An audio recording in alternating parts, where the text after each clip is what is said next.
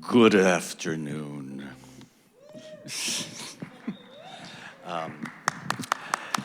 Hello, welcome. I think many of you have been here before. Is that true? Let me a show of hands. This is the first panel discussion. This is the first time they've been out? Oh, okay. I'll give you the full thing then. Very glad to be here. My name is Blair Thomas, and I'm the artistic director of the Chicago International Puppet Theater Festival. And we're here at the Studebaker Theater, which is a great place to be holding the Ellen von Valkenburg Puppetry Symposium. To start with, by acknowledging that this fantastic theater is sitting on the coast, the shore of Lake Michigan. Do you know that the Lake Michigan used to be just on the other side of the train tracks, right? So it was like literally like, so when Ellen von Valkenburg walked outside of the building, she could practically go sit on the beach, right? It was right there. It's a very different time, but anyway.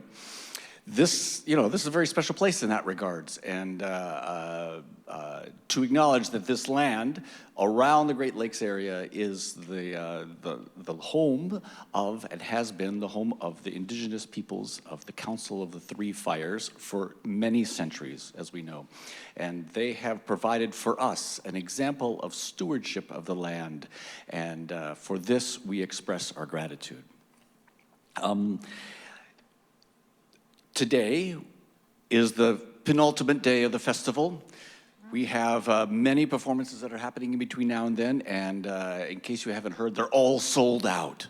Every show is sold out, which is fantastic. Does that mean you can't get in if you don't have a ticket? No, and actually there's ways you can get in, right? Right. I just want to impart that everyone knows you go to the tent the circus is in, and there's a flap somewhere you can sneak under. So this is an extraordinary moment. It takes a lot. It's Herculean. It is truly Herculean to get companies into this country. There are numerous guards and gates at the door that are preventing artists from abroad to come into the United States. And so I can tell you that why are there not a lot of international puppetry festivals happening? Because we live in a society that we don't even understand that level of censorship is going on, but it is. So it's an extraordinary moment, and I highly recommend you take extraordinary measures to go see the work and get influenced by it. So a few more hours to do that today and then tomorrow. This afternoon, I'm sorry, we have our final panel here, and they're on the stage. And I just want to introduce very quickly by reading the bio of the moderator, Dacia Ann Posner. So Dacia is an award-winning theater historian, translator, dramaturg, and puppeteer. She is an associate professor of theater and Slavic at the Northwestern University, where she teaches in the interdisciplinary PhD in theater and drama and the MFA directing programs. Her books include The Director's Prism, E.T.A. Hoffman and the Russian Theatrical Avant-Garde, The Rutledge Companion to Puppetry and Material Performance, which she co-edited with Claudia Ornstein and John Bell, and Three Loves for Three Oranges, Gotzi, Meyerhold, and Prokofiev. She co-edited this with Kevin Bartig and Maria de Simon, which won the 2022 Astor Translation Prize. Recent creative work includes dramaturgy and translation for the Chekhov Seagull at the Steppenwolf, her own translation of Chekhov's Three Sisters, and A Giant Puppet Spectacle, The Flight of the Phoenix, which she co-directed with Jessica Thebus. She recently won a National Endowment for the Humanities Fellowship to support her current project, which reclaims the legacy of Jewish Ukrainian director Alexander Tererov, one of the first theater directors to make puppetry training mandatory for all actors, as it should be. So, without further ado, I pass the mic to Dacia. Welcome, everyone. Both folks who are here in person and folks who are watching on HowlRound. Welcome to the fourth and final session of this year's Ellen Van Valkenburg Symposium. Special thanks to Paulette Richards, to Blair Thomas, and to our brilliant tech director, Charlie, who's making this happen today for all of your organizational wizardry. Today's event will have a three-part structure. You're going to hear the voices of MFA and PhD candidates and recent grads. In the spirit of the Building New Worlds title for this session, I'll say that you've already seen now worlds into which this year's festival's performances expand with puppets made of wood, ice, and flame. The presenters on today's panel will expand our worlds even further into found construction objects, robots, and bicycles. So very exciting. Then we have special guest, Bruce Chassé, a legend of US puppetry. And I had the great honor and pleasure of interviewing Bruce as the second portion of today's panel. And then Bruce will launch our discussion by asking questions of our presenters. And then we'll have a moderated conversation talking about general themes and turn it over to you all for questions. All right, so our first presenter is Camille Cashmere, who was born and raised in Moortown and Berlin, Vermont, and is currently earning her MFA at the School of the Art Institute in Performance. Cashmere was raised on bread and puppet. I wish I was raised on bread and puppet. She studied under Neil Greenberg and Aiko Otake at the New School with a focus in postmodern dance. She holds a joint BFA in both art, design, and music, theater, and dance from the University of Michigan, where she worked as a production designer for University Theater Productions. She studied with Johannes Daimling of Performance Art Studies in Germany, and her current work stages an image-making process in an expanded cinema setting, somewhere within the reach of dance, object theater, and painting. She uses her body, materials often found in construction sites, and live cameras to compose images projected on the upstage wall. Cashmere's presentation today is called A Third Thing. Welcome. Thank you.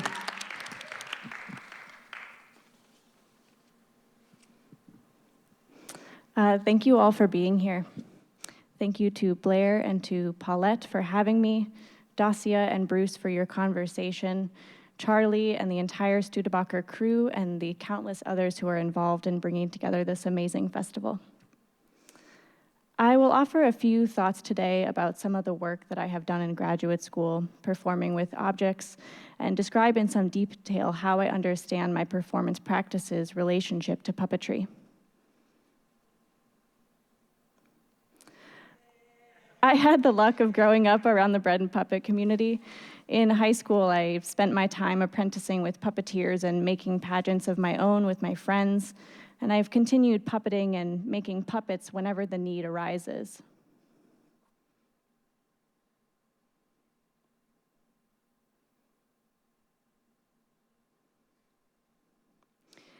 Being around bread and puppet as a young person, I didn't really understand what the performances were about, so instead I got to watch them for what was happening. These wild choreographies of bodies and everyday objects rendered in papier-mâché at preposterous scales unfolding across huge fields. I think this instilled in me a desire to play with scales other than the ones that I was meant to occupy. An idea that really stuck with me from my studies of puppetry is the notion that the puppeteer keeps the puppet alive by maintaining eye contact with it. That when eye contact is broken, the thing ceases to feel alive. This gave sight a really powerful potential, and it suggested the possibility that things are perhaps more permeable than they seem. What it also did was it imparted a strategy for how we can participate with one another, that rather on a one-to-one encounter, there can be a meeting place outside of us, a point where we might converge, a third thing. The value that I see in this lies in the choreography of the attention. A puppeteer and an audience member's sight lines can come alongside each other and merge like traffic lanes, their dynamic becoming something more like a shared arrival. I will keep returning to the idea of the third thing as I speak about my work because it has been important to me as I'm learning the ways that I like to express myself and as a way for us to understand my performance practice in terms of puppetry. The first piece I'm going to show you is Untitled. I keep giving it new titles and no words seem to feel right, and I think I'm learning to accept that that very dilemma might be why I have to make my work. This work came from a need to externalize the sensation of a churning that I felt in my chest. What I found was that in the process of visualizing and embodying these actions, the sensation of the churning in my chest changed. The third thing shape-shifted in this work. The initial endeavor was something like an expression through objects, but the directionality of it all seemed to reconfigure as I realized that the sensation of the churning in my chest was changing. I was not only affecting these materials, but they were affecting me too. I found another place that could become a third thing in this piece, and not only could the site outside of myself be located in objects, but it could also be located in the screen space. The image plane projected on the wall from the live camera became a meeting place between the audience and I, and perhaps also between the materials and I. I wasn't really sure what I wanted an audience to get from this piece, but when I look at the work now, I think that it might be saying something about the experience or the attempt to externalize things of our inner worlds, that you have to be kind of coy with it. You draw it out, and then there's this initial drama of its presence out in the world. And then we kind of find ways to recontain the thing, and it gets recompressed and flattened, maybe into a word or a few words. And that flattening might be from a limited perspective, and it probably diminishes what it was.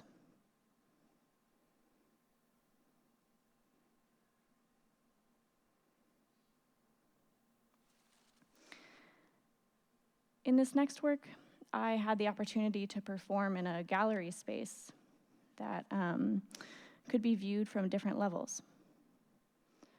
The position of the audience determined their experience of the dimensionality of the work, at higher landings observing the work more as a flattened image. This feature of the work affected how I devised it. The choreography often took place as drawings on paper.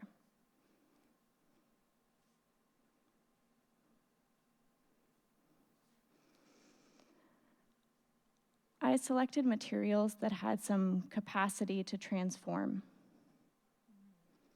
A door performing as a table, a cardboard box holding something inside it, the tape holding it together later to be repurposed for other things.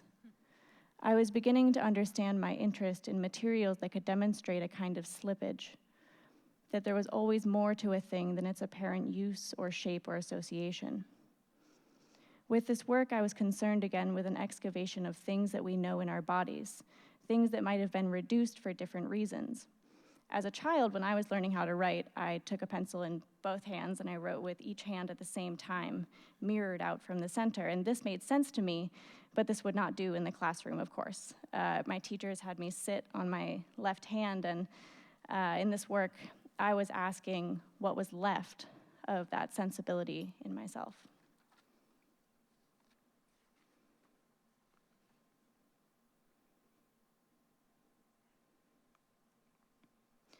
In my most recent performance, the use of live cameras were reinstated as a way to engage and access the image plane, and I found new ways to understand the work. I began to work improvisationally. I realized that what I wanted for my performance practice had a lot to do with trust. The objects that I'm working with have to do with how we build our world, and the way that I am engaging with them has to do with how we build our lives. In these performances, I am constructing images with materials often found in construction sites, the hardware store, or the resale shop. I work improvisationally with these materials so that I can give myself practice in making decisions, in following my instincts, in trusting myself. And this is the place that I will build my life from, and these are the materials that we quite literally build them with. My endeavor was in stitching the image plane back to the forms that it came from by foregrounding the situation of the image and using live cameras as both viewfinders and paintbrushes. The screen becomes the third thing, with my body often positioned toward it as I build the image, the audience and I meeting there in the image plane. But if we return to the original idea that liveness is maintained in a puppet through the eye contact of the puppeteer, and the screen is equivalent to the puppet, then the liveness of the screen is actually no longer solely dependent on my eye contact, because there is another eye contact to be accounted for, and that is the eye of the live camera. The liveness of the screen actually depends on the live camera's continued contact with me, with the site of the performance, and this is a reconfiguration of the dynamic of the third thing. The live camera provides a surrogate eye contact that allows me to engage and disengage from the screen throughout my performance. This allows me to come alongside the shapes of these things that I'm seeing in the flattened image and to relate to their unseen dimensionalities. There is a kind of back and forth where I can experiment in a space between the form and the flattening of something. The ideas here behind this feel like answers to questions proposed by classical film theorists in the early 20th century who were trying to make sense of what cinema was and what it had the potential to become. One such theorist is Georges Lukács in his essay in 1913, Thoughts Toward an Aesthetic of the Cinema. He suggests of cinema that there are only movements and actions of people, but no people. This observation that the recorded body in the film is divorced from its original site stuck out to me like some sort of invitation, like I could give the situations of the images back to film, that I could give the forms back to their flattenings. Maurice Merleau-Ponty, the French phenomenological philosopher, describes that a shape is just something seen from a limited point of view, a contour made by the perspective of the beholder. I think that this notion has applications in the world that feel really important. One of those, I think, is well put by the contemporary social psychologist Devon Price, who said, "If a person's behavior doesn't make sense to you, it is because you are missing a part of their context." For me, the weight of this work comes from my own anxieties around the flatness of language, and that the structures we have for written and spoken language are mostly that of a face-off, be that between bodies in a conversation or written words on a page. I'd like to be able to flop a word over and see what else it might reveal about itself, how seemingly fixed things might become pliable. Of course, I can't really do that with words, but I can do something to that effect here with objects and live cameras.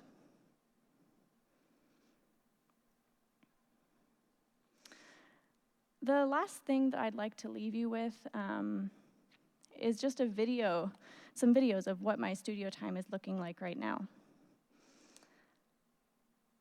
I'm really excited about thinking of these gestures as sort of like paintings. They're kind of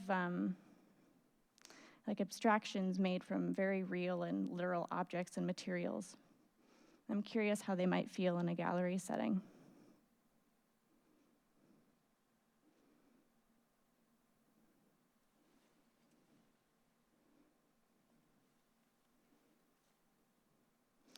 I'm excited about the ways that the layers of the live cameras kind of create these landscapes and architectures that I can navigate with my body.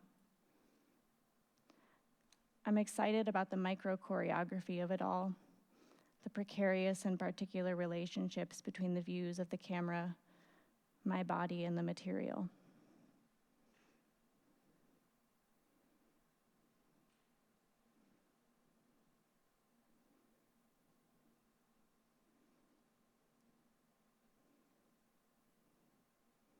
I think of these mashups of these camera views kind of like these micro landscapes within ourselves, our inner worlds that we are navigating simultaneously with our immediate surroundings.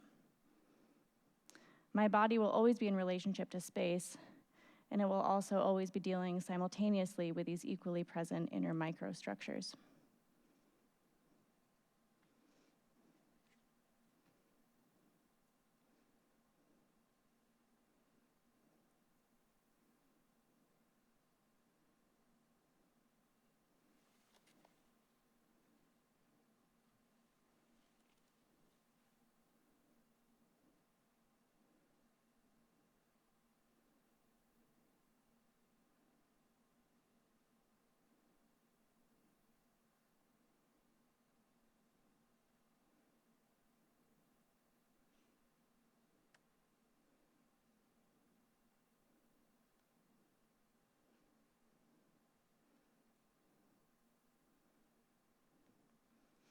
Thank you.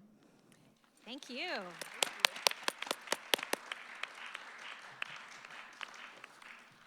Thank you so much, Camille. I can't wait to ask, I've got burning questions already, as I'm sure you all do. But our next presenter is Claudia Kinahan. A native of County Clare in Ireland, Kinahan is a theater maker and PhD candidate in the interdisciplinary PhD in theater and drama program. This is my program, you'd think I'd be able to say it. At Northwestern University, her dissertation explores how virtual women, female-gendered technologies like robots and digital avatars perform gender, race, and labor. Kinahan holds a BA in drama and theater studies from Trinity College, Dublin. She has directed, performed, and written for numerous stages, including Smock Alley Theatre, the Samuel Beckett Theatre, and RTE Television. Her robot theater project, Goodnight Lovelace, most recently won the A&H Council Prize for Best Creative Work at the 2022 RAW Conference at UT Dallas. You can find out more about her work at claudiakinahantheater.com. Her presentation today is called Goodnight Lovelace, Making Theater with Robots. Thank you so much, Dacia, and thank you to Paula and everybody at the Chicago International Puppet Theatre Festival for having me. It's my first time here, so I'm really grateful. So yes, as Dacia mentioned, my presentation today is about a short robot theatre piece that I made called Goodnight Lovelace. And this piece was directly inspired by my PhD research in performance and technology. So I'm broadly concerned with how robots and other technological non-humans like avatars and motion caption figures perform the human and in particular gender, race and labor, and how we can work toward developing ethical codes for human to non-human interaction as these relationships continue to develop quite rapidly in our everyday contexts. So many of us, on an everyday basis already interact with AI or robotic technologies. I mean, just in the room today, if I were to ask people to give a show of hands of how many people converse or use Siri or Alexa on a daily basis. I'm sure many of you do, right? So there's many of us who are already using these technologies. And in recent times as well, there's been a lot of films. So if we think of like Alex Garland's Ex Machina or Spike Jonze's Her, these are films that are already speculating how intimate relations with such non-human objects might develop in the future. So following their lead, I wanted to explore these questions through the medium of theater. The theater has, long provided a space for dialogue surrounding shift in relations and structures in society. And leading scholars in performance and technology like Jennifer Parker Starbuck and Matthew Causey have more recently emphasized the ways in which the theater acts as a test site or a rehearsal space for potential futures that increasingly collapse the boundary between the actual and the virtual. So if I can move to the second slide, thanks so much. So Goodnight Lovelace is a short robot theater piece that I first performed at Lynx Hall in Chicago in March of 2020, the night before the whole city went into lockdown because of the pandemic. And it was performed as part of the Nasty, Brutish and Short Puppet Cabaret. So I'm sure we have some folks in the audience here, or we all know and love Nasty, Brutish and Short here in Chicago. So I'm very grateful for them for giving me the space to present this work. And I developed this piece in Dacia's puppetry class. Dacia is my advisor, I'm very lucky. And also in Özge Samanchi's computer code as an expressive medium class at Northwestern. And I took both these classes in the same quarter, and so it very much informed my work by taking these back to back, and I really was experimenting with sort of both disciplines through this one piece. So in this short play, human Grace, played by me, and robot Lovelace, played by a Sphero robot, which is a small educational robot actually designed for children. It was the only thing that I had the capacity to code, I'll just tell you right now. But these human and robot couple are in love, and in the story or in the play, the corporation that has manufactured Lovelace has decided that they're going to upgrade the robot and they're going to discontinue the platform that the robot is running on, making it obsolete.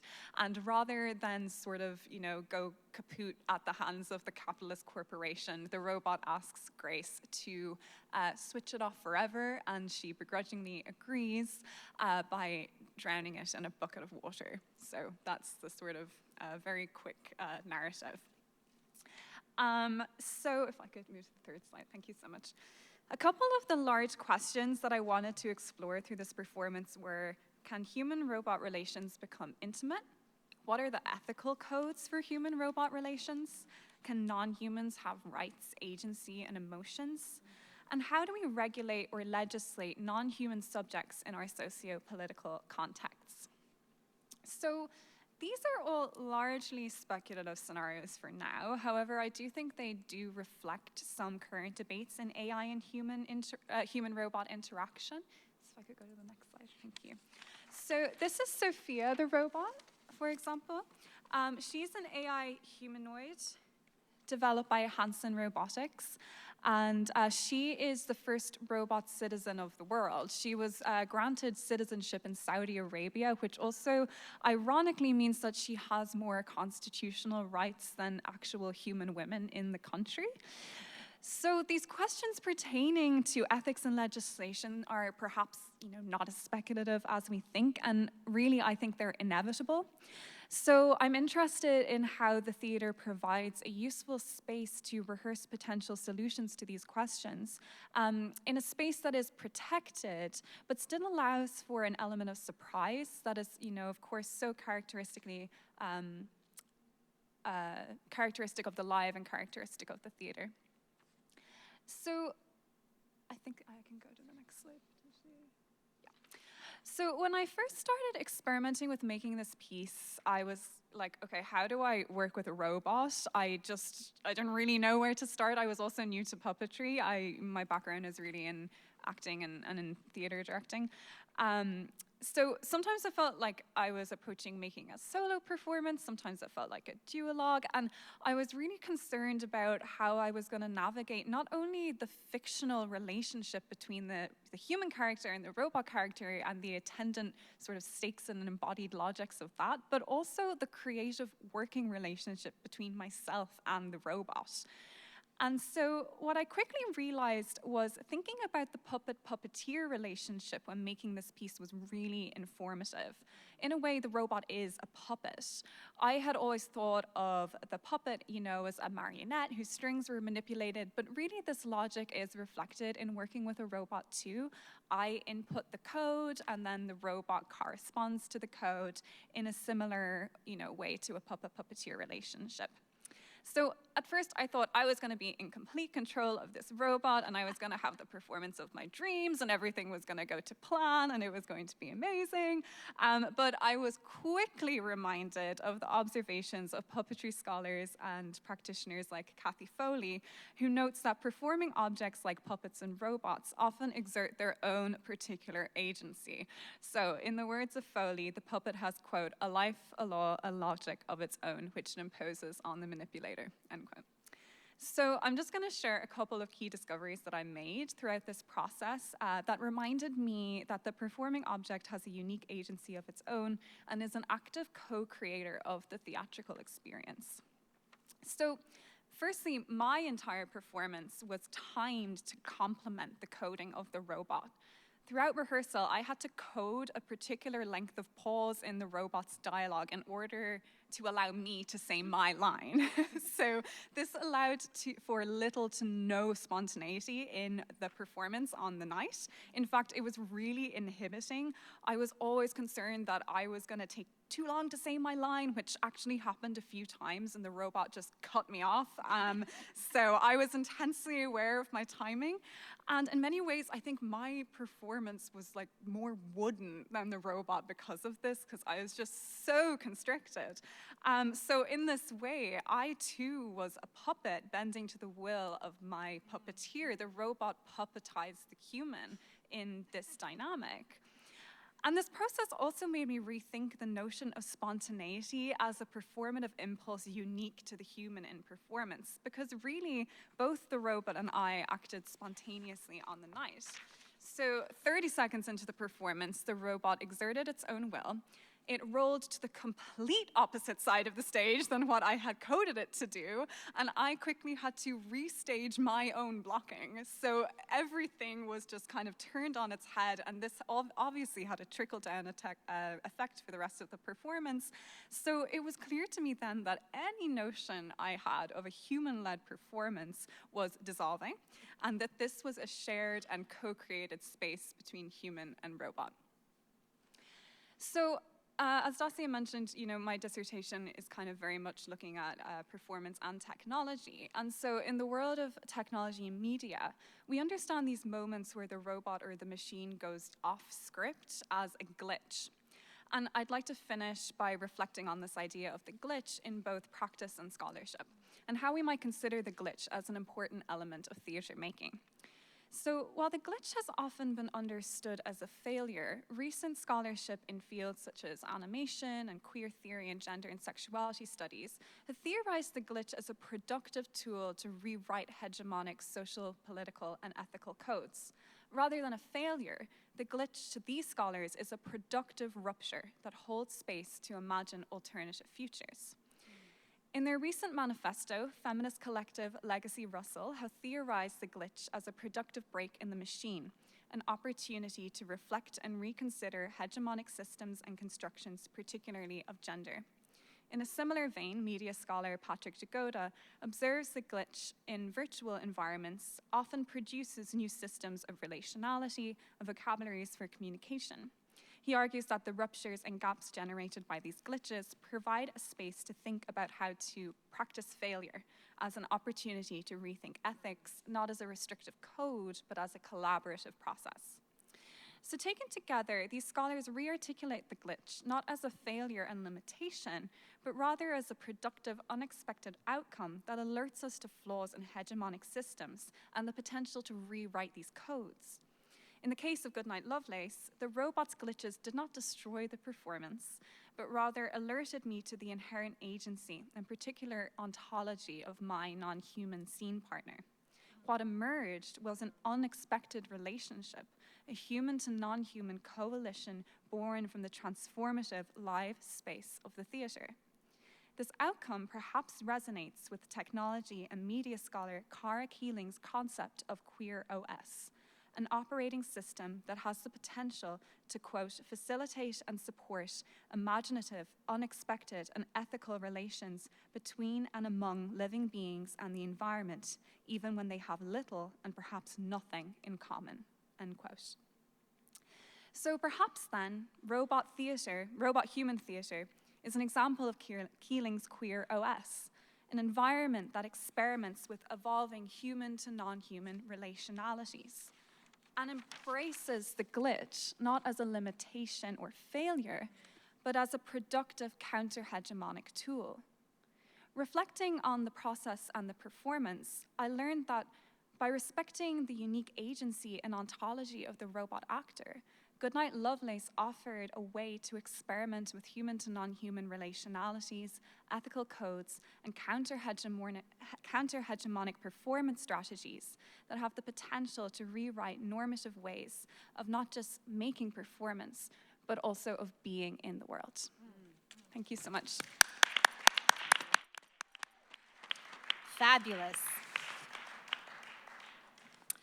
Our third presenter, Felicia Cooper, makes puppet shows for children with a loose definition of both puppets and children. Her work centers wonder and curiosity and has been supported by the Minneapolis Parks Board, the Pennsylvania Council on the Arts, the Connecticut Sea Grant, and Heinz Small Arts Endowments, and the Children's Museum of Pittsburgh, Winterthur, and more. Most recently, she was the artist in residence at the Bell Museum of Natural History. She helps to produce both Minneapolis's Fringe Festival and Cranky Fest. Next up is an artist residency at Point Park University. Cooper holds an MFA from the University of Connecticut, and her presentation today is called The Infinite Schlep, Puppeteers and Mobility. Thank you so much for that. I really appreciate it. Yeah, my name is Felicia. I use she, her pronouns. I come from Minneapolis, where it is -11 degrees right now, so it's very balmy. I'm glad to be here. I do want to say a huge thank you to Dr. Paulette Richards, Dr. Posner, and to Dr. John Bell. So throughout history, puppetry has an affinity to meet the immediate, and I mean that literally. Puppetry, I find, to be this infinitely flexible art form adept in the language of universality, right? These gestures that we mentioned, they point to examples too numerous to list in puppet forms. And I believe that they respond in a direct way to social and political happenings. And because I am my puppet genealogy is John Bell as my advisor, I have to start with some historical context. Thank you so much. And so a historical case that I think perfectly exemplifies this is, of course, Nina Efimova Simonovich, which I think is our next slide. Thank you so much. So Nina Efimova Simonovich was born in Moscow in 1887, thank you. She was a trained sculptor and artist, a former member of the Russian intelligentsia, and then politically, she understood, she had this moment of awakening and realized that she needed to make puppets. She needed to make puppets to address political disparities, class disparities, and take them to the people. And so she walked up and down the Volga River with her husband Ivan and presented these puppet shows on a sliding scale in the early 1900s, which I find to be completely revolutionary. They worked with materials available to them, adjusting to reflect local communities. And in this, she was a performer committed to meeting the moment and to knowing an audience. So we can note Efimova's ability to adapt readily to the present moment with an appropriate understanding of its needs. So if great art is said to hold a mirror to society, Efimova polished hers regularly. Puppetry is oft referred to as the art of the people, and I think we must resist a lionization of the role of puppeteers in labor movements, but their contribution is significant. Wherever uprisings have historically included art, puppetry has been part of it. Puppet shows belong to a deep cultural memory of historical change. The nature of puppet shows as a designated low-class art form creates space for openness and an immediate gathering among social and class barriers, across social and class barriers. Efimova's work especially, using scraps of fabric, carrying shows on her back, speaks to a determinism found as a thread throughout puppetry. This picture is of the May Day celebration in Moscow in 1919, whereupon the Bureau of Education requested that Efimova ride in a float. At the time, she was also creating puppet shows for various events, and they rode past all these great crowds, stopping at like the Red Gates of the Kremlin, the Zoological Gardens, and the House of Rosa Luxemburg, right? How cool is that? So a group of children, as the parade went on, followed her float, and eventually once they recognized that it was a puppet show, they followed after her. And the crowd of children continued to grow until the end of the day, where they helped her unload the puppets. Now, Efimova, in her book, refers to the audience as a multi-headed director, acknowledging her capacity to make work which directly serves the public. And I believe that puppetry has this ability and has this ability to serve a public because of its flexibility and because of its relationship to audience. Puppetry speaks in the language of gesture, by which we often project what we need to see or hear. The universality of puppetry comes from its accessibility. Both witnessing and performing the puppetry must be accessible. Can we go to the next slide? And so in that, I believe that puppetry is a tool by which to address the immediate. And to me, grace is just an ability to appropriate that immediate. And by immediate, I mean what did I say? The necessary meets the possible. And I think that's a really important thing. It's what makes puppet shows great, I think. This is an image from, we'll talk about it later, but from Walker Arts Center. This was an audience of kids who were really great. And they're the immediate, right? Whoever's before you is your immediate. Next slide, please. Oh, I forgot that. I have to have a little bit of Latin, right? It's an academic thing. So I will say that the immediate is the late Latin immediatus, which is without anything in between, which means I have no booking agent, I have no manager, I have no gods, no masters, except for UConn, go Huskies. Okay, we're moving along. So the puppet shows that I build are intentionally modular and built to travel. From May through October, I haul them via bicycle to various places. This is an image of my very first puppet cart, which broke 2 different burly trailer hitches. Apparently they're only rated to like 150 pounds. And you know, you get really strong. I'm not in Pittsburgh these days, so I don't have to deal with any hills. Yeah, Minneapolis is pretty flat, and a lot of bike lanes. But we can talk more about that. Here's a brief list of places I've done puppet shows. Library parking lots, parks, the green of a commuter bike path, in front of a lighthouse on the Long Island Sound, on the Inner Harbor in Baltimore, a lot more parks, coffee shops, living rooms, town squares, backyards, garages, bridges. And then here's some of my work. Next slide, please. So this is my most often toured show called How to Know a Whale, which was developed my last year of my MFA at the University of Connecticut. It's a 40-minute show, which is supported by the Frank Ballard Memorial Scholarship, the Women's Center of University of Connecticut, and the Connecticut Sea Grant. These pictures are of performances at the Walker Arts Center, where they hire really great photographers like Karina Lofgren. In the summer of 2022, it was shown in 12 locations over the course of the summer. I want to be clear and say that through those 12 locations comes with a sliding scale. So some performances were sponsored by an initiative run through Target to support women-run businesses, and some were just by donation in a community center basement. And I think that flexibility is not always accessible, but when it is, I think it brings that ability to appropriate the immediate and say, yes, I can do a show in the basement or in this really fancy sculpture garden. And sometimes the shows start an hour late while the neighborhood council development meeting is wrapping up across the baseball diamond. You know, it's all relative to what is possible and what is needed. Next slide, please. In my work, I do a lot of kind of poking fun at bureaucracy and what it's like to live in a falling empire. So this is the official Bureau of Lost Things. So part of that immediacy that I talk about is Minnesota's cold, dark, horrible winters. Wow, I'm really on that today. But they necessitate a true commitment to celebrating summer, starting with a May Day parade. And we all know about the In the Heart of the Beast May Day parade. If you don't know, now you know. Please check it out. Come to Minneapolis, starting in May. But this was a recent performance with the Northern Spark Festival, which is an all-night arts event celebrating the start of summer season on the solstice.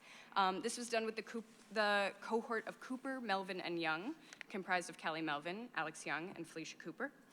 We were joined for this collaboration by Ollie Johnson and Pete Talbot, who built the machine. You can do the next slide, please. Was there supposed to be an image? Oh, shoot. Yeah, this is the video. Okay. Oh, we're a little mixed up in order, but I hope you'll be, thanks for being graceful, everybody. Run it now? Yeah, let's run it now. So this is how the sausage is made, as it were. This is that submarine and how it packs from cart to set.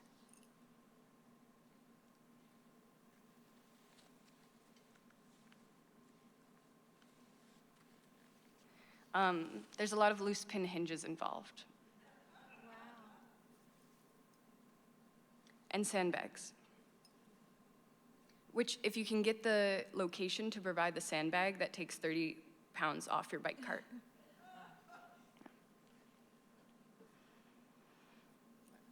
Cool. Thanks.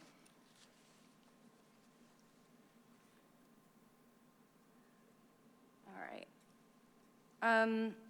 So I'll keep talking about the official Bureau of Lost Things as we lose ourselves in all of this. So this performance addressed, again, to that theme of the immediate. It addressed an immediate need to process loss following kind of the bulk of the pandemic, and to poke fun at all the bureaucracy that comes with great tragedy, right? So we created a fake bureau where an audience approached us with things they lost, which they then processed through a Rube Goldberg-esque machine, and projected, and then we kind of took their loss, whatever it was, made shadow puppets of it, and then projected it on a 30-foot wall. And this festival was attended by about 2,500 people between Minneapolis and St. Paul. Yeah. Can we try the next slide? I think this will be right. Yeah, that's us with the projectors. Great. Next slide again. So my work is really deeply rooted in community, and I think that community is often a very lofty idea. It's a really easy thing to say that I'm a community artist. It's a harder thing to dedicate oneself to. So specifically this year, along with Akiko Ostlund, Steve Ackerman, Oren Fenn, Helena Howard, Kat Eng, and Ollie Johnson, I produced Cranky Fest with support from the Puppet Slam Network. Shout out Puppet Slam Network. This was a first annual festival celebrating the art of the cranky. This is a slam specific to scroll-based puppetry and storytelling. We hired 7 performers to perform for 2 nights, including creative process support, dress, and tech rehearsals. We also partnered with our local park to teach free cranky making workshops for kids with live local music and a festive atmosphere. So this is in our backyard, and the backyard is transformed into this community gathering space, and then so remains so for much of the year thereafter. And you can smell the popcorn from the street, which is pretty fun. Next slide, please. Yeah, that's more of Cranky Fest. We have a big backyard. Okay. One more next slide. So again, thinking of community, this is a picture of the Full Moon Puppet Show. And part of my community is also the puppetry community in Minneapolis, which is really robust. I'm proud to be part of slams and other performances, including the Full Moon Puppet Show, which supports development of new work. In the interest of supporting further community, I also want to point out that Monkey Bear Harmonic Workshop is a group that specifically supports BIPOC artists in puppetry. I say this to point people towards it as a resource and to say, like, more of this should exist. It's an incredibly important part of our community. So this is a puppet slam piece that fits in a tote bag. Again, modular, you can travel with it, about how people raised as women are taught to process anger in the form of like a goofy cooking show. It's super fun to perform. Next slide, please. Most recently, I was in the Resident Artist Research Project with the Bell Museum of Natural History, developing a show with them about declining mussel populations. With the help of a team of malacologists, who are mussel scientists, who knew, I was able to dive deep into the world of mussel preparation. Have you ever had the Department of Natural Resources email you about a puppet show? It's very exciting. So this show is built as an educational tool and fits in a rolling suitcase, including the overhead projector. I plan to tour this to various biology education centers and natural history museums next fall. Next up, I'll be teaching at Point Park for a little bit in Pittsburgh, and then I just found out that I'll be able to do more biology puppet shows with Lake Pepin this summer, which is a lake on the Mississippi River. How tremendous. And then I'm another, I don't know if you've ever performed a show 12 times or like 40 times, but eventually you kind of have to retire them. So I might say goodbye to Wales for a little bit in order to make room for the Great Playground Adventure, which is a show which will travel to various parks, playgrounds, etc., via bike cart, with a focus on simple machines and playground equipment. So I think in this, themes which arise in my work are often based in trying to understand the world in the context of others. There's a lot of asking questions with other people, both experts and newcomers. I celebrate curiosity and wonder. There's a lot of trust in the flexibility of puppets. Puppets are demanding, and what they demand is a kind of destabilization.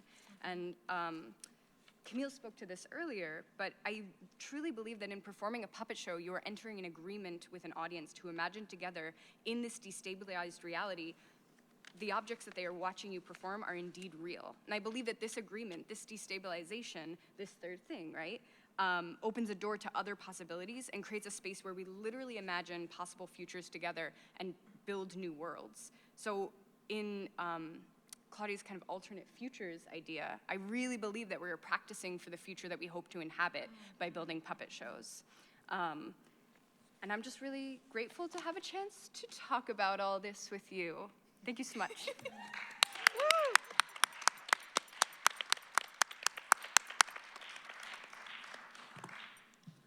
Absolutely thrilling, these 3 presenters. So hold on tight to your questions.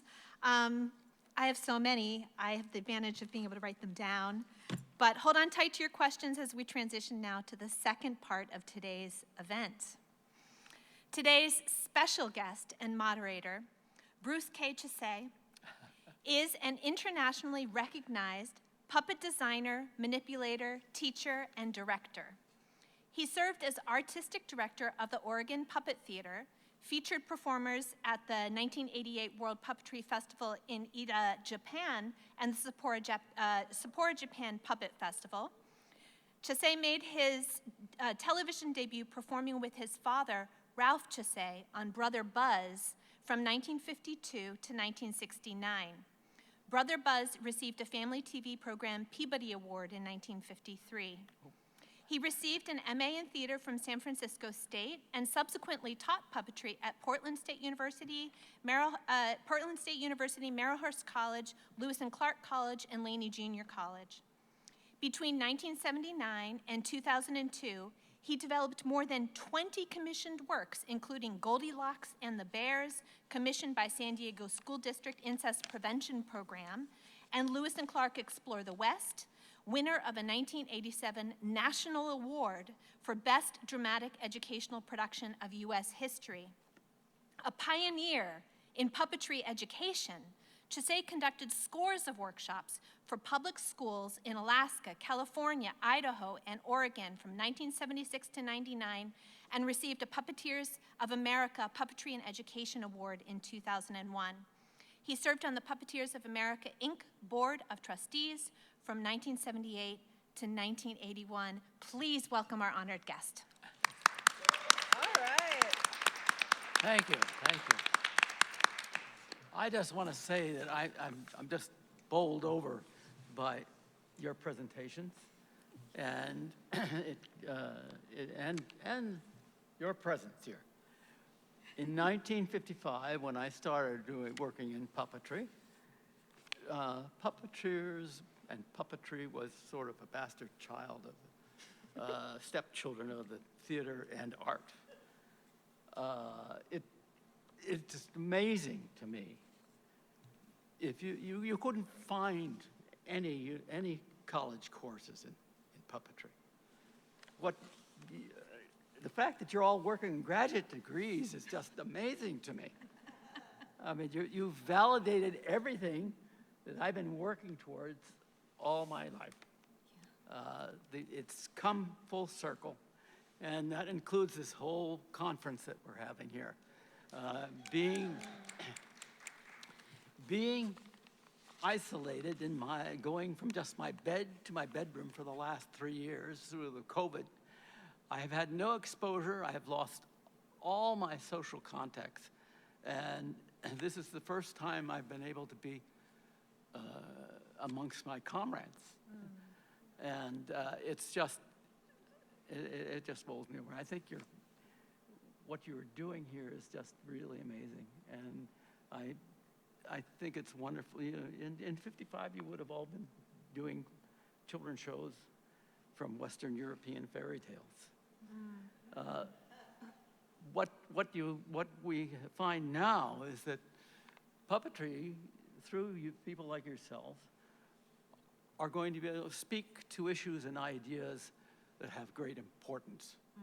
And they're expressing what your feelings are and addressing problems, which is what I have always felt, that's the strongest aspect of puppetry.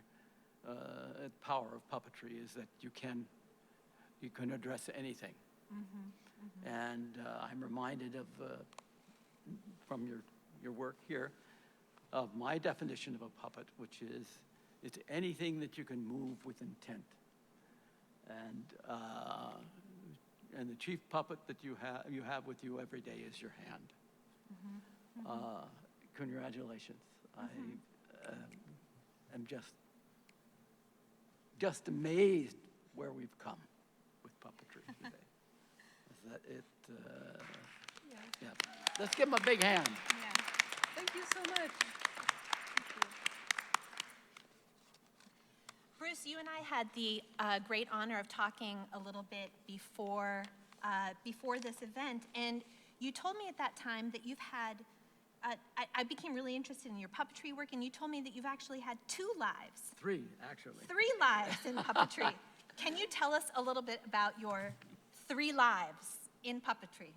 Well, first of all, my father was director for the state of California during the WPA in 1935 when I was born. My brother worked with the Of the Federal Marionette Project, right? Yeah, it's part of the marionette.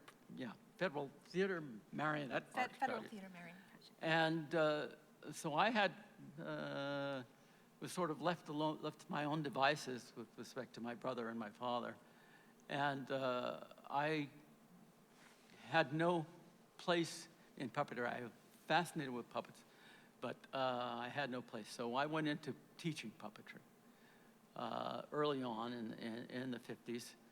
And the thing that I found was really interesting was that teachers and children in that period of time all felt that they weren't creative. And I myself was trying to find my place and prove to my father and brother both that I was creative. So what I did was get involved in teaching. And I devised a whole approach to puppetry teaching. Basically what I did was to go and go to a school, and I would teach. They would get kids from all over the different grades, most of them rejects from the class because they weren't controllable. And we would have them build puppets, very simple puppets like actually soft sculptured puppets, rod puppets. And then I would show them how to move with the puppets. And then I would interview the puppets and find out something about them. And on the basis of what I found out about them, I was able to match people up with each other. And we would do small shows, 3 to 5 minutes, that you would have to have a beginning and a middle and an end. And one of the, to give you an example of how that worked, and where the teaching, one of the empowerment came out of puppetry for people. I went and had interviewed a little Chinese girl who had made a puppet, and I asked her, I said, well, who's your puppet? She says, I'm a mugger. And I said, what do you mean, you're a mugger? She said, well, I hit people on the head and steal their money and run. And I said, what do you want to do for a puppet show? She says, I want to do a mugging.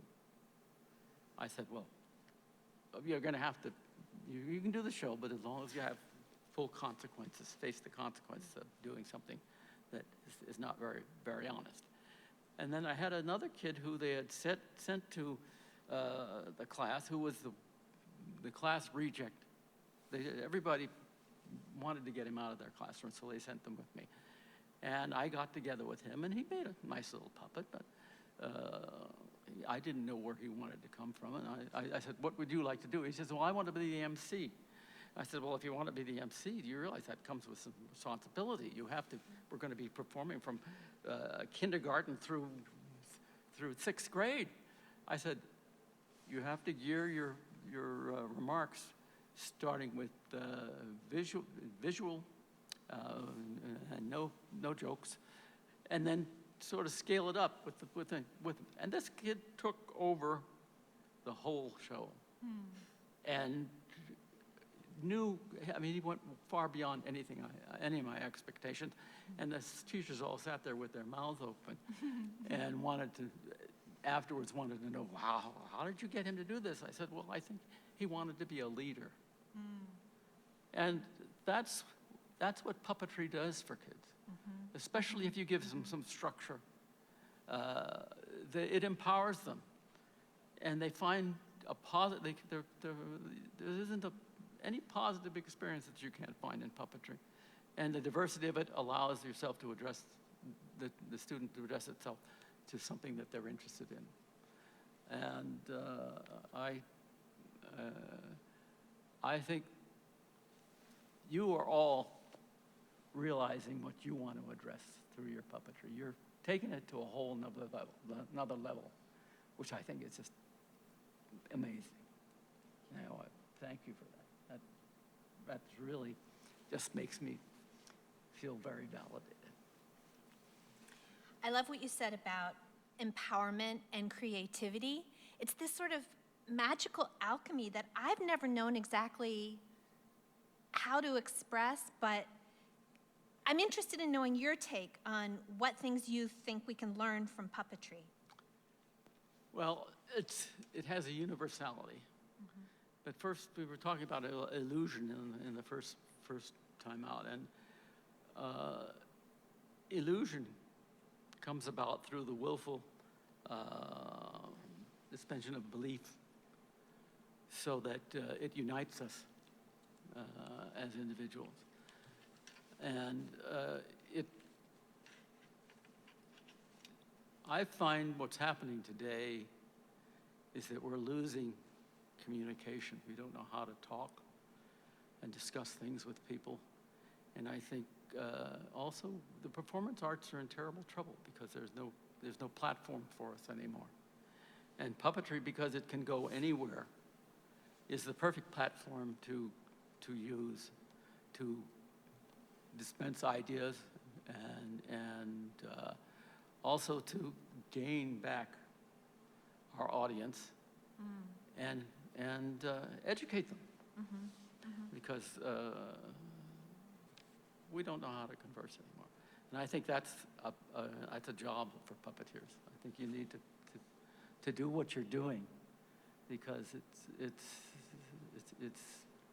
just phenomenal what you can approach when you use a simple puppet. I really like what you said about the willful suspension of belief. It's, the phrase you often hear is the willing suspension of disbelief. And I've always thought that the willful belief, it's something that you choose to do in puppetry. It's not this something that kind of happens because you choose not to do it, right? So I really appreciate that you said that. My last question for you today, you were talking just now about puppetry becoming a platform for our ideas. What do you mean by that? And what are some of the ideas that excite you most that puppetry can help us achieve? Well, my performance, I didn't come to performing until 1980. And I did that because I didn't want to be in competition with my brother and my father. And so my puppet shows all came to reflect what we were all talking about. I was given a grant in 1976 to go to Alaska, and for 2 to 3 months with my wife, and we went to every far out school you could find, bush school, and taught puppetry to kids. And they'd never seen a puppet before, and they didn't know anything about puppets. And they were amazing what they came up with.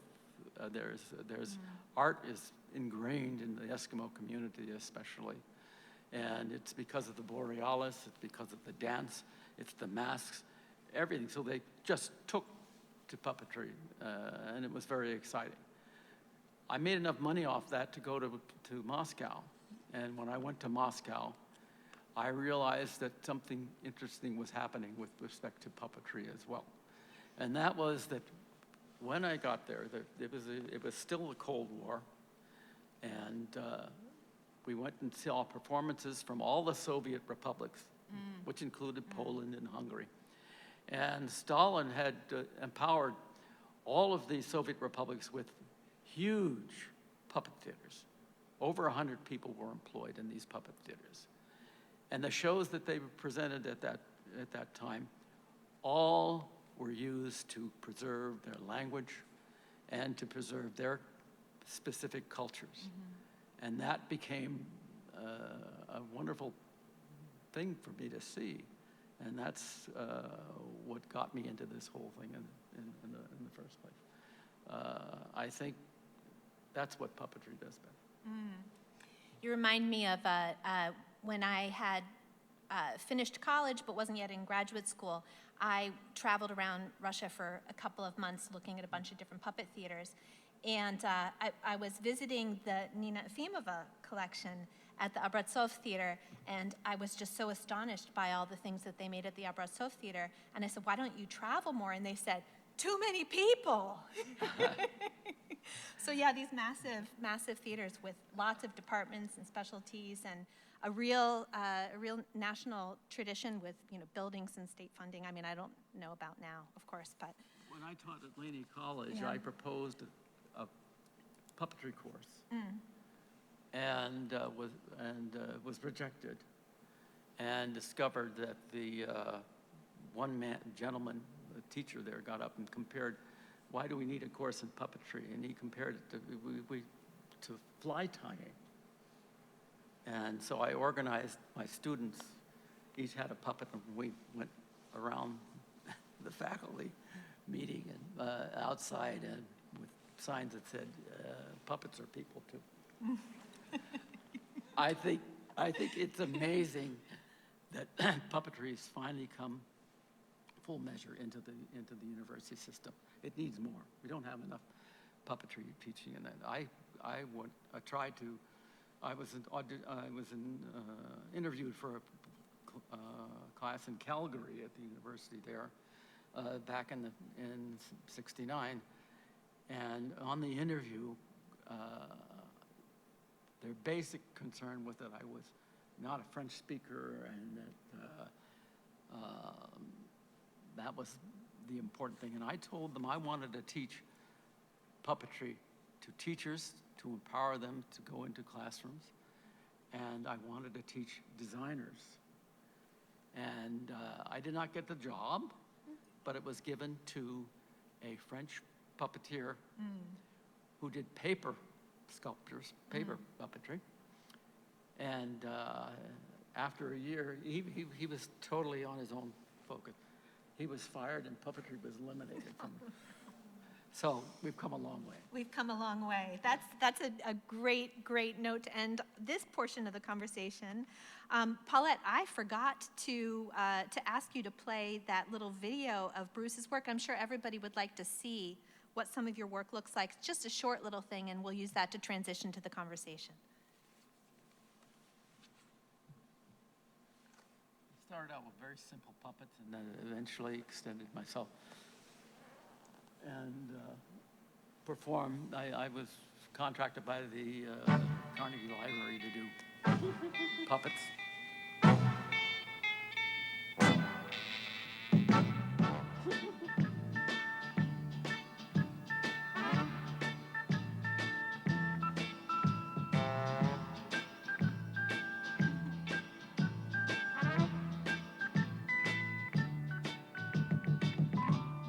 That puppet I did with Indian groups down in Southern Oregon.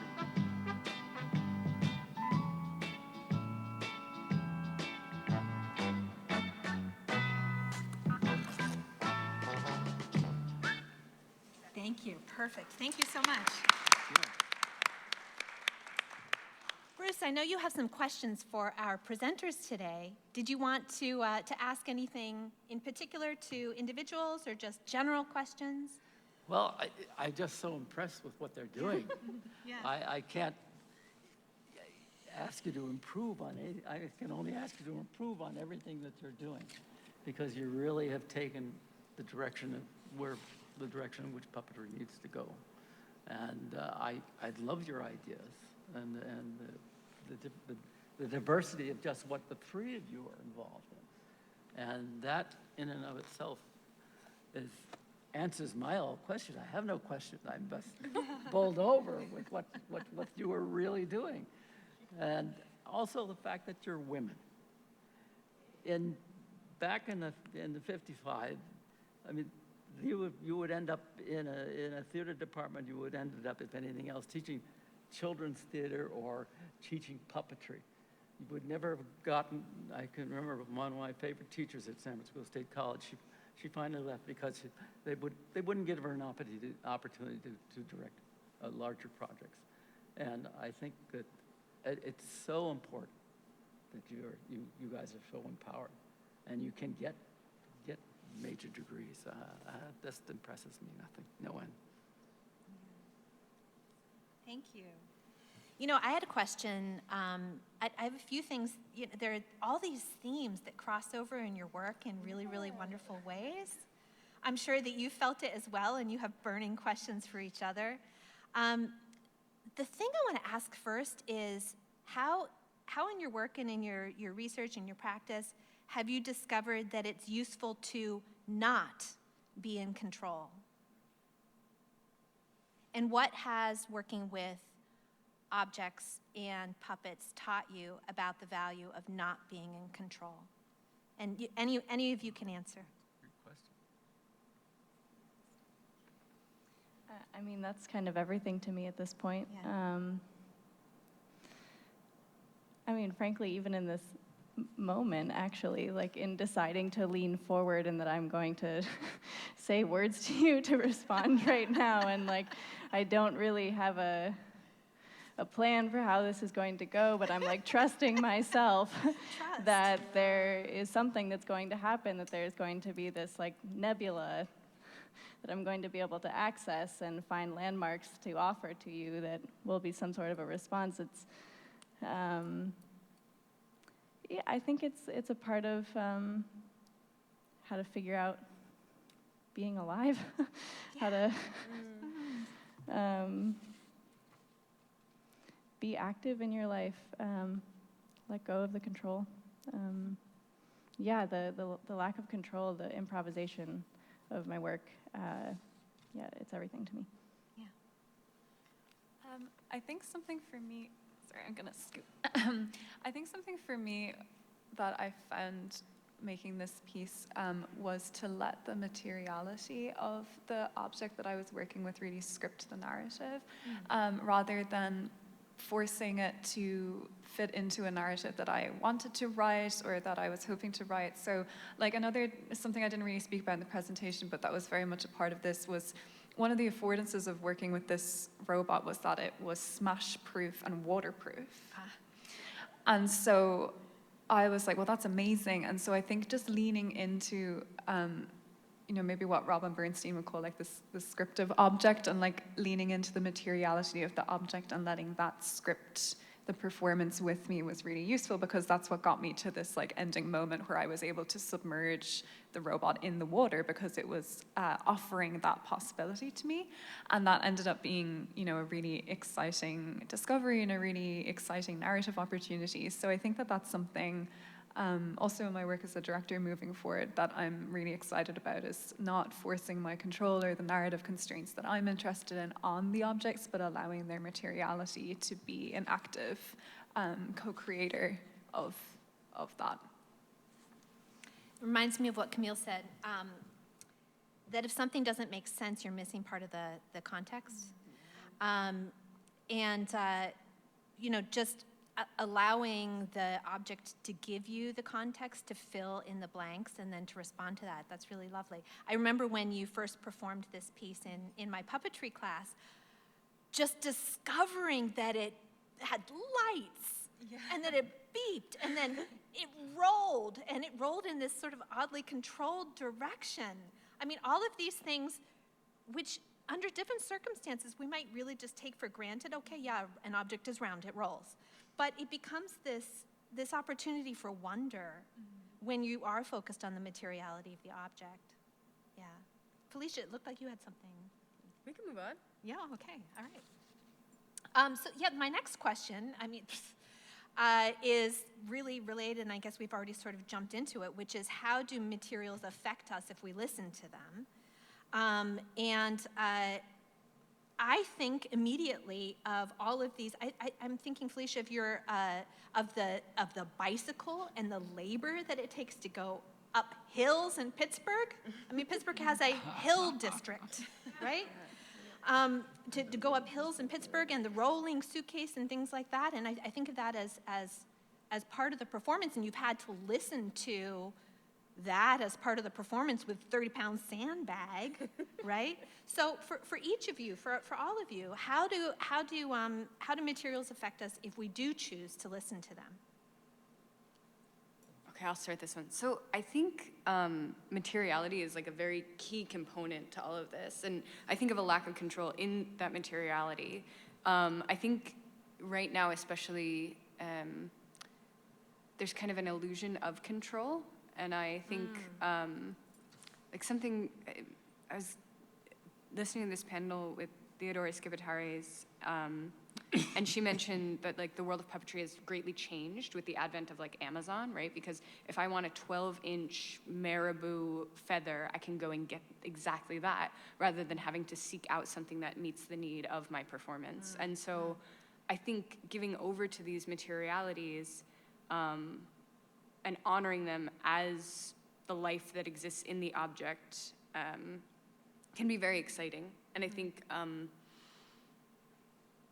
it's just this organic relationship that also allows us to meet more responsiveness with our audience, because puppeteers know, like, puppets break, and the liberation that comes with acknowledging that, like, the material of the thing cannot exist anymore, I think can open up more of that lack of control in a really exciting way that just more possibilities just explode into it. With your research on ephema, that reminds me of an anecdote. When she was making her Baba Yaga puppet, she made these wonderful rod puppets with the rods at the elbow joints. That you could have, really fluid, beautiful expression of from the movement. And she was trying to make the costume for the Baba Yaga puppet, and it was this new fabric that was sort of starchy and stiff, and it just didn't work. So she was looking and looking and looking. How can I find the right material for this puppet? And she found this old, dirty, worn rag, but the movement of it was gorgeous. That became the body. Beautiful. Other thoughts? Do you have other thoughts on listening to materials? Yeah, certainly. So the way that I work with objects and materials, I kind of think about building like a performative repertoire with these objects. So I bring them into my studio, and I try not to look at them and assign any kind of like a behavior or maybe like a psychology to them, but rather I try to see how their like specific physical properties elicit or allow different kinds of interactions between the materials and I. So I work with sandbags often, and how does the weight of the thing affect how I might be able to flop it, to carry it, whatever my impulse is. So yeah, I develop these relationships specifically through how the material allows me to engage with it. And then my last question, and then if you have questions for each other, I'd love to hear them, and then I'm sure the audience has questions. I was really moved by what you were saying about the glitch as a way of reimagining extant hegemonic structures of unethical, inequitable control. And it made me think of this essay in a collection edited by Jane Taylor on Handspring Puppet Company, Gerard Marx's The Function of Malfunction. And it talks about how when something breaks, when the hammer can't hammer, how that unlocks possibilities for discovering new structures and new ways of using, and along the lines of what Bill Brown has said, where you don't even notice the window, right, until it becomes dirty, and then you become aware of it, right? It turns from an object to a thing in that moment when there's something that seems like it's not working, it's broken down, the robot moves the wrong direction. So we've talked a lot about how the materials affect you in your practice. Are there things that you're excited about how materials can help us rethink structures of inequity, or structures in the world that, like somebody telling you that you're not creative, which is not true, for instance? Are there ways that you're interested in that labor of the object? Yeah, I can maybe start on this one. So I think something that I'm really interested in, or something that really started me on this journey, I was thinking a lot about these AI devices that have female voices, that are always kind of being dominated and kind of put into a service role, and how that's continuing logics of gendered labor and of invisibilized labor. And so something I think that's interesting about the robot that I was working with is it can have like either a male or a female voice. And so I actually just put it on random. So every time I perform it, it can be, it'll come out as like a different one. But I think like using the object to think through the why, because we kind of start with like the why do we gender this object, or why do we try and put these human characteristics on this object, then can lead us to think about, okay, well, why are, is Amazon's Alexa, Alexa, and why is it always going to be a female voice, this, object that is doing these errands for us and is making our lists and is giving our reminders and acting as kind of a secretary. And so I'm interested in how we can think through the objects to then interrogate the objects that we're living with and that are co-present with us outside of the theater. And then, exploring, as I said in my presentation, like different possibilities to think through how we can restructure those logics, both in and outside of the performance space. Yeah, I love that idea of restructuring logic through puppetry. And it also makes me think of something Camille said earlier, which about like language is very limited and puppetry kind of allows us to skirt that. And I think ultimately language is shaped by usage, and then so is materiality. It becomes, the robot becomes a lover by your relationship to it. And I think those possibilities that we share with an audience directly are part of addressing that these inequities, which are, pervasive in our society. And I think everyone deserves wonder. Everyone deserves a place to be curious. Everyone deserves to be astonished and delighted. Yes, I said it. And I think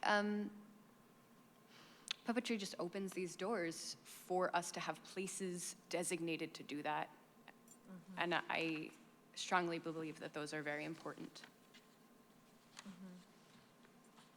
Do you have questions for each other?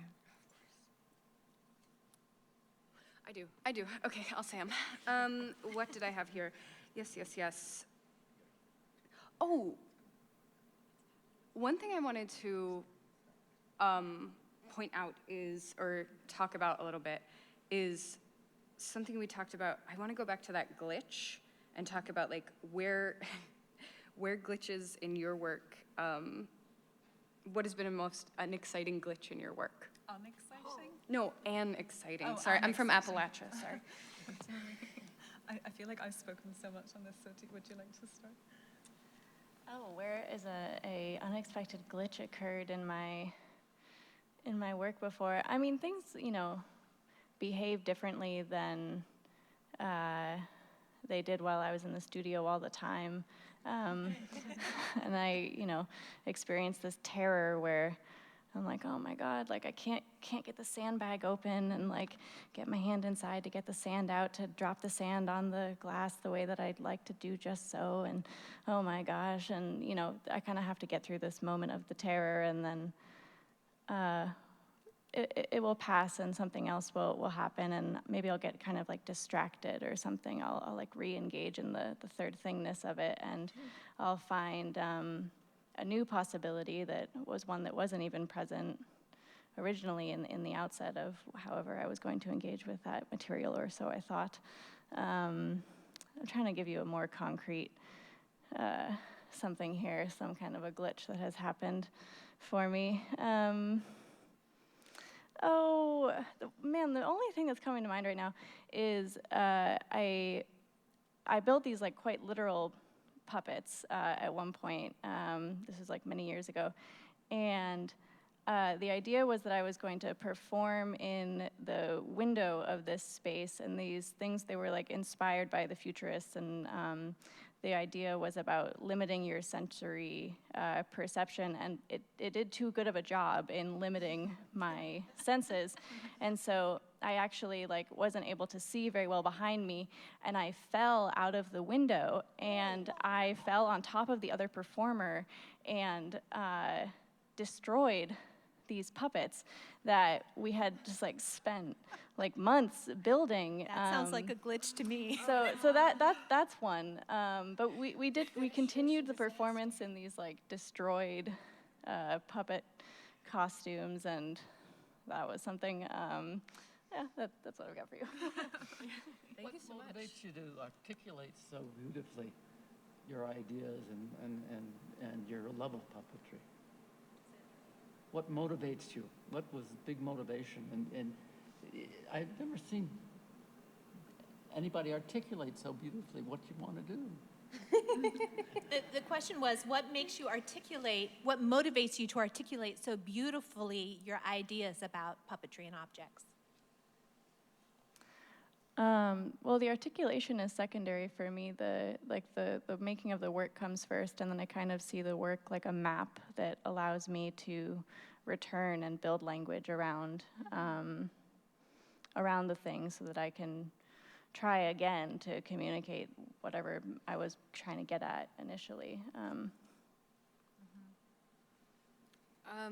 I think part of it is coming from that place where puppetry is categorized as a low art form. People expect very little of it, and so you have to kind of continually defend it, right? People often be like, oh, you're a puppeteer. Oh, okay. And so it's really, I think you have to do a lot of thinking about maybe more than other artists. I don't know, because I've never had the experience of not being a puppetry artist, right? But I think you maybe more than other artists have to articulate why you do what you do, and how you do it.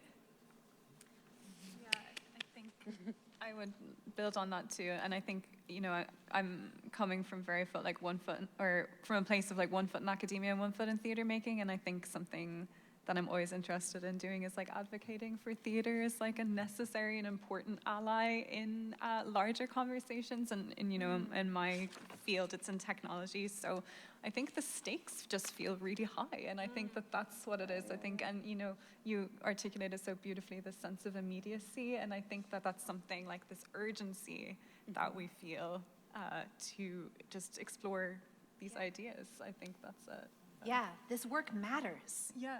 It matters. And what it can do matters. And so I, too, really admire the way that you're able to express that in performance form, in spoken form, in dialogue form. Let's turn it over to the audience. Questions? Yes, right here, in the front. I'd like to know if you have any strategies on how we can get puppetry integrated into the high school curriculum or the college curriculum for, as you say, technology, theater arts, visual arts, music, dance, based on your personal experience or your sense of the future and what the curriculum might look like. And for our online audiences, I just want to repeat the question in shorter form, which is how can we get puppetry into high school and college curriculums alongside things like dance and theater and music? Technology. I feel like I can shoehorn puppets into just about anything. Yeah, I think what's magic about puppets is there are so many different angles, right? I often get roles teaching puppetry in these spaces through maker spaces because you're carving and sewing and gluing and all of these different things. Often, like, I've had a lot of roles where I've been able to teach like engineering students about puppets. And I think that's a really fun angle. But also, like, there's social emotional learning channels that you can go through. I think it's the many angles from which you can address puppetry that give it that tool to be taught in these ways. I can't comment on high school because I have no idea how high school works in this country because I'm not from here. But I think, I think just building on what Felicia said, I think just advocating for how we can use puppetry and object studies to inform other disciplines is really important. And so, I mean, I'm very lucky to be, in a place where we have a very strong interdisciplinary focus. But I think even just kind of like foregrounding, that what I was speaking about earlier, that like, okay, a puppet is very similar to a robot. And I think pushing for a closer and a tighter coupling between like humanities and sciences and technology is really important. Particularly I'll speak really in my narrow field and context, but because these devices are being developed and they have consequences for being gendered or for being racialized, and so, or for even just having a human shape like the robot I showed earlier. And I think a lot of that thought is not coming at the level of design and is kind of an afterthought, right? So I think thinking about how puppetry is a theater making process that starts with a seed can be applied similarly to projects outside of our field is really important. I'll just quickly add, I'll use the question as a way to shout out my own high school. I went to a high school in Vermont, a public high school that started a new program in 2012 run by Amy Koningbauer and Chris Blackburn, where they invited students to design their own curriculums. And by giving students that agency, they then were invited to go out into the community and join in apprenticeships with different kinds of folks, and I chose puppetry. So just, that's one way. Yeah. Other questions? Yes. I have a question about, does anyone in the room drive a Honda? Do you drive a Honda? Yes. Well, I had a date with a robot. This is true. And the name of the robot is Asmo. Does that mean anything to anybody? Why would I say this? Asmo is the very first human movement robot developed by the car company Honda. And when I was in Tokyo in the 1970s, I went on a date with a robot named Asmo. So cool. He's blue and white. You can Google him. You'll see him. He was the very first attempt to go from robotic construction of cars to a robot construction of a person. And it was in a small airport in Mitaka in Tokyo. So I was there, standing there, when suddenly Mr. Honda, really, the real Honda, came forward and said, we have a television program, NHK here, and we are going to be presenting ASMO, A-S-M-O. And I'm just in the audience, the only woman in the room, in the outdoor area. So the NHK goes up, and here comes Asmo, blue and white. And everybody looks, and Asmo is not building a car engine. Asmo is going to serve green tea. And being the only 32-year-old mother standing there looking, taking a picture of Asmo, Asmo goes,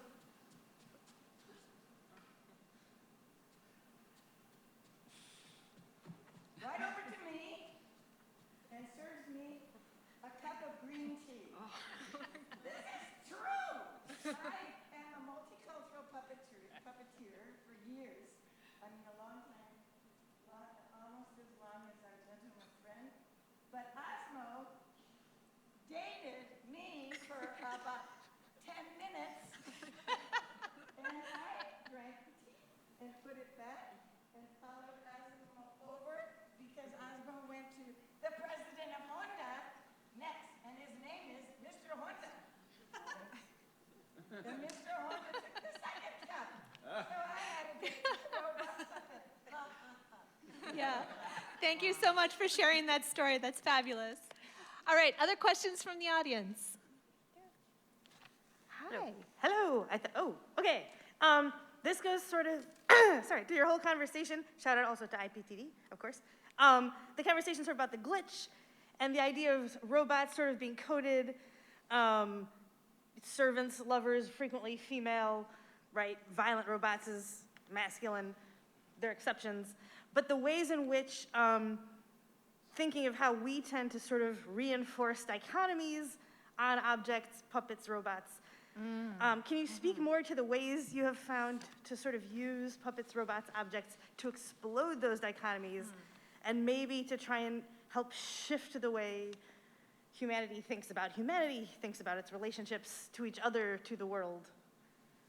Yeah, totally. Great question, Jessie. Yeah, it's a great question. Thank you so much. Yeah, so I think I'll just, speak just firstly, like, yes, we do, really project a lot of stuff on it. And I think a big part of that is because, these devices become more familiar and less threatening to us when they are, humanized in some way, and unfortunately, particularly when they're gendered female, because they seem less threatening. So I just want to point to that first. I would say like this work with this robot that I did here is kind of the only thing that I've done sort of theater making. The rest of my work is very much sort of like theoretical research. But I'm really interested in how humans are sort of finding community with these non-humans in public arenas. So I focus on only public-facing technologies rather than private technologies like sex robots or like Siri or Alexa or something like that. And so one of the methodologies that I use in my work is something that I call digital ethnography. And so I look at, say, the comments and the likes and the shares on the social media profiles of these virtual non-humans to kind of get an idea of how people are thinking through and with these objects. And so one of the case studies that I'm working on at the moment is called Michaela, and she's a digital influencer. She has like 3 million followers online. She's really popular, and she's kind of a racially ambiguous virtual being.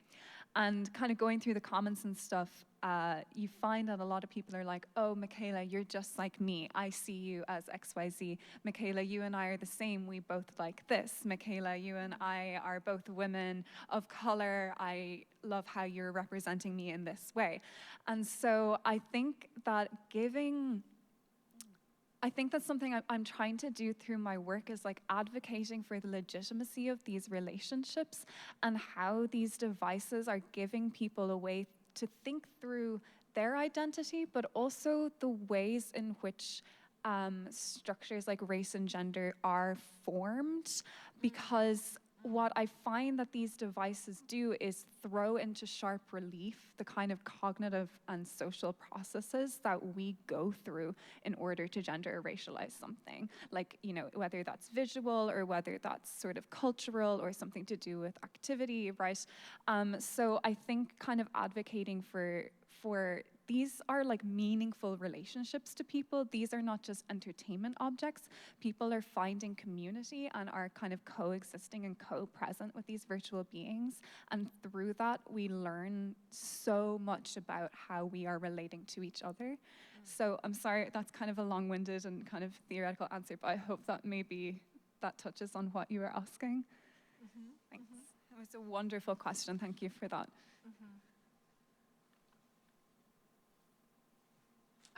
Okay. So I think one of the dichotomies that I like to address is like aliveness versus not aliveness, right? And I think a lot of my work uses objects specifically, right? Like things that I'm not even adding googly eyes to. Like it's just really just the object, like a bottle or something.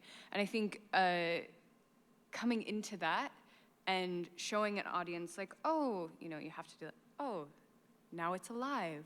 And I think I like to make it happen in the immediate.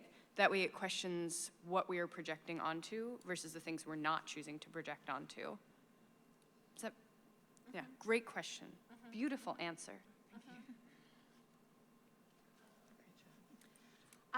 Additional questions from the audience. This is fabulous. My first experience with puppets in my world came through a class called Puppet as Portal. And in that class, the teacher taught about puppets as psychopomps, so guides for the soul. Ooh. And I'm curious about even all of what you've been talking about has either been, has not addressed ideas about how this might be part of the life of people as they transition. And I'm actually thinking now about the way in which I understand that robotic cats and dogs have become very popular, and thinking about how that eases pain or could become a companion as people die. But I'm also interested just in the larger question of how objects become ensouled. Another fabulous question.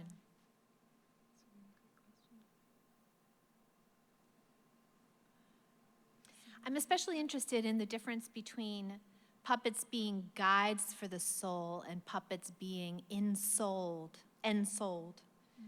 You know? Again, Efimova, I think of her saying that the hand of the, Efimova said it first, before Arbatov and before Handspring. The soul of the puppet is the palm of the hand. Yes. I'm not sure. I think something to do with the reciprocity. I'm really interested to hear what maybe you have to say, but for me, like especially with the robots, it's something about the exchange between you and the object, and that maybe the soul comes from the reciprocity between these two entities. I think for me that's where I see it, and yeah, it's a relation. The ensouling, as you said, is a relational thing. It's something that comes from our relation, but I'd be super interested to hear. I have one comment. Technology had a very different focus in the early days of puppetry. Technology was how you could make your puppet more beautiful, how you could make its mouth move, how you could make its eyes move. That's changed totally. It's amazing. I think about traditions of puppetry coming from so many cultures, indigenous cultures in particular, where like the mask and the ritual of it is key to the performance and is not separate from the performance.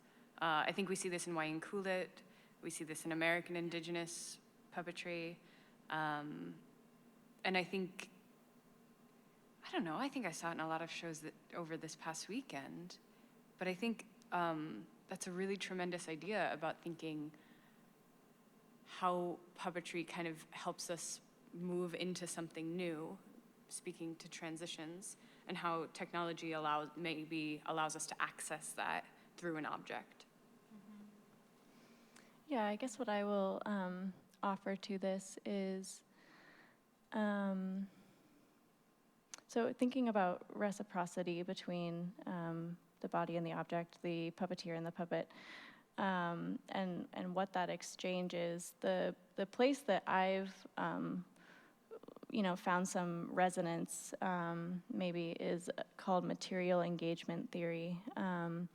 And that was developed by a cognitive archaeologist named Lambros Maliforis, who works at Oxford. And so the questions in that work are around what is the mind, what is a thinking process, what if the mind were actually embodied and extended both beyond the organ of the brain but out into the body, and then possibly what about beyond the body and a part of including and enfolding the material world into the provenance of what we understand a mind to be. And I know that a mind and a soul, like I don't know where I stand on what those things are and where the boundaries are of that, or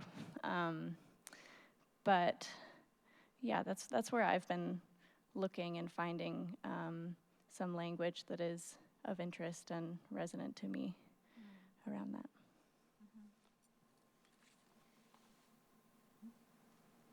Other questions? Fabulous, come on down.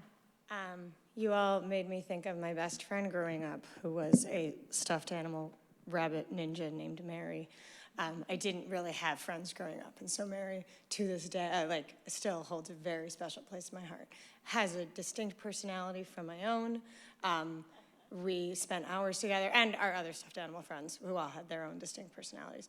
And someone was asking me yesterday, how do you learn puppetry? Because I teach elementary school, and I'm a drama teacher, and so they're like, how do you teach? And you don't have to teach a 4-year-old puppetry. They can teach you puppetry. I have 6-year-olds, and my son Leroy will scream hysterically if he cannot find every single one of the puppets that is supposed to be lined up in the correct order in the corner of his bed. And one of them is Mary. He has to have Mary in there. And they are so, that relationship, even though it was with an object, is entirely real to me. It is still real to me. When I couldn't find Mary when I was packing for college, I was distraught and sobbing because it's like, this is my best friend. And so this whole object of, I think we naturally ensoul them. I think when people go to a puppet show, we want that character, that object to have a soul. We're there with you, and I don't know why. I don't know why humans put so much value in these objects. And it doesn't have to be, like, it could be a rock, it could be a wedding ring, it could be whatever, but it does have a life outside yourself, and those relationships are incredibly real. They're incredibly real.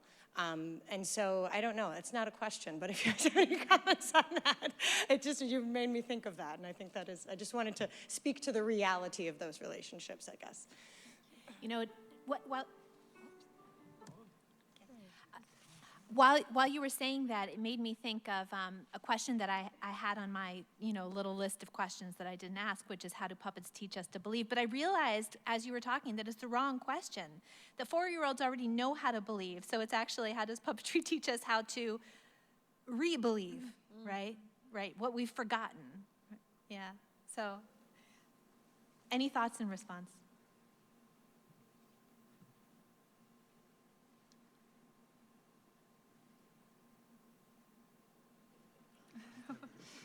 I'm sorry? I think we have time for one more question, and then we'll have a few words from a closing guest. In the back.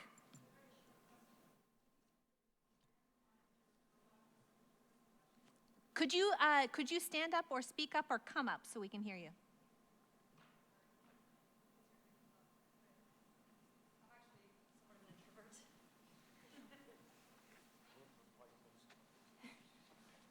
Hello.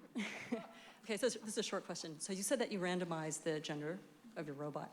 So to this day, I'm just curious, what are the outcomes of the ratios? Like, what happened? Oh, I have no idea. I'm is it sorry. like half and half, or is it? I haven't. It's probably around half and half. Yeah, I've only performed it a few times, but I think it's been half and half. Oh, that's wonderful to hear.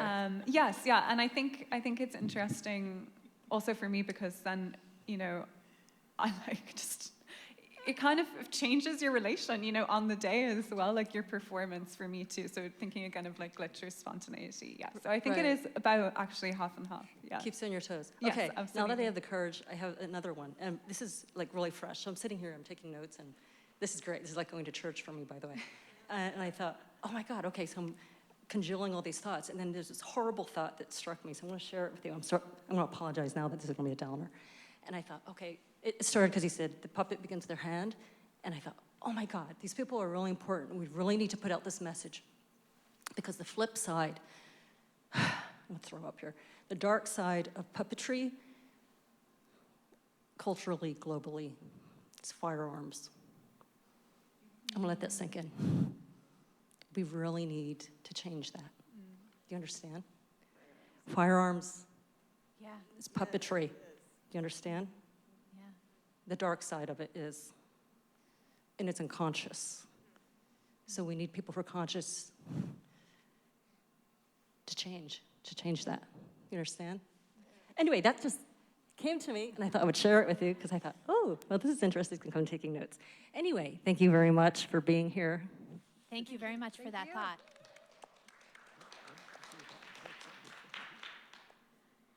We're now going to have a few closing words from Jacqueline Wade. Thank you.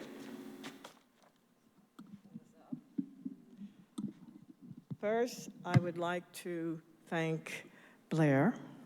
Thank you for allowing me to speak, okay? And I'd like to thank Dr. Paulette Richards. Now, she is my mentor, my friend, and I really thank you. Now, this is not about any of us, okay? How should I start? I am a puppeteer, teacher, filmmaker who came to this very, very late. My mentor was Claudia Orenstein at Hunter. And I'm in the film department, and she's saying, come over, I need help. What? With puppetry? It wasn't even in my lexicon. Because of her, I got accepted into the O'Neill. And the O'Neill was expensive for someone like me. And I received what they call a Ralph Chassé scholarship. Yes. Without that scholarship, I couldn't have gone. You have to understand that. And many other people of color could not have gone. It was out of my reach. And so I began to say, well, who is this Ralph Chassé? And I was told that he was this Creole man who was a marionette, an artist, who did beautiful work, very famous, who had a television show, all this stuff. I was really impressed. And it was Dr. Paulette Richards who introduced me to Ralph. But then she said, wait, there's not only Ralph, there's his son, Bruce. Woo! Bruce. I can't stop saying enough wonderful, beautiful things about Bruce, okay? We have a lot in common. We have to reinvent ourselves, okay? We often have to get approval from parents who aren't always as warm and cuddly as they should be, okay? But we're there for children and education and directing. And he says, you know what? I haven't really been acknowledged. Damn it, you are acknowledged by me, Paulette, and your student out there. Yoko, stand up. Oh, Yoko, come on, stand up. Stand up, okay? And his thousands and thousands of students, he guided through puppetry and probably saved their lives and many other things, because puppetry has saved my life, and I got a chance to talk with you. You are a national gem, okay? And you know what? I believe you should get your awards now, not when you pass on, because you're not going nowhere. You're going to keep coming back here year after year, okay? So you're coming back next year. So with that said, myself, Paulette Richards, and all the students who love you, okay? You're not forgotten. This is a Lifetime Outstanding Achievement Award in Puppetry and Education, Actor and Director, Best Teacher of Puppetry. Let's hear a round of applause. And Bruce's favorite line is, a puppet is anything you can move with intent.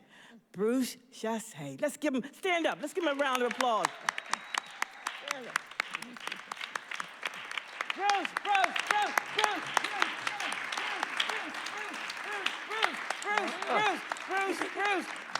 Bruce. Congratulations, Bruce. Thank you so much. We love you. We love you.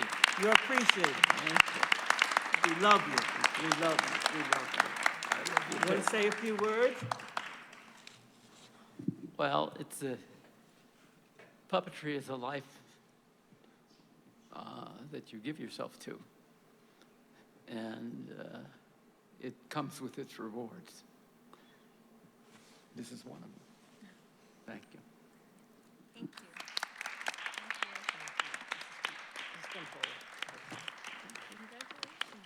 Thank you, everyone. That concludes this year's Ellen Van Valkenburg Puppetry Symposium. I hope we'll see you again at the Chicago International Puppet Theater Festival next year. And to conclude, I think, with a wonderful phrase that I think is the theme of today's panel, said by Felicia: everyone deserves wonder.